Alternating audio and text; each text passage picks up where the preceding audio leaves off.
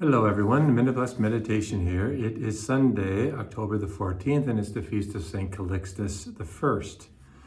We continue with the Epistle to the Romans, still in chapter 1. I'm not ashamed of the gospel. Hope you're not either. Hope I'm not. It is the power of God for salvation to everyone who has faith, to the Jew first and also to the Greek.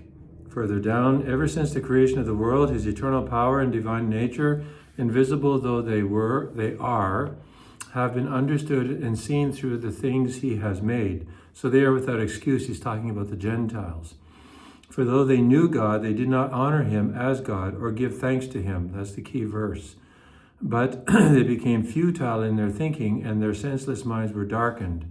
So when we refuse, St. Paul, it's interesting here, he is actually isolating the absence of gratitude and thanksgiving as as one of the root causes of atheism, like a real bona fide atheism that is reflected in life by a paganism, by a worship of ideologies, worship of self, and so on, because he goes on to basically talk about all the perversions that the human person falls into when they do not worship the one true God. This is what happens, and it's happening today. I mean, it's all around us. And it's because people refuse to worship God, look up and worship. Because they don't do that, they wind up worshiping themselves or the world or whatever. And this is a warning for all of us. But it's also an encouragement that if you want to flourish as a human person, look upwards. Divine worship leads to right living.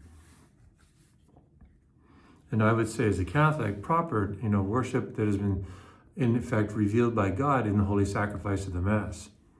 Okay, over to the Gospel, Luke chapter 11. The Pharisee, Jesus was invited in to dine with the Pharisee. The Pharisee was amazed that he did not first wash before dinner. Jesus did that on purpose because it's not an essential and he wanted to make a point.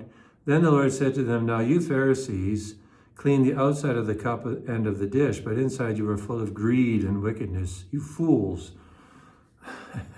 This is no way to win friends, is it?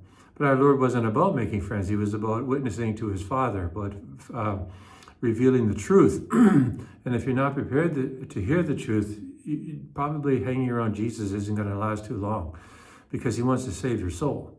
And to save your soul, he has to cut through the muck and the mud, the slime and the grime of self-deception, of the world's temptations. So we need to be prepared when we deal with Jesus to hear the truth, the whole truth, and nothing but the truth, mercifully, kindly, but at the same time undiluted.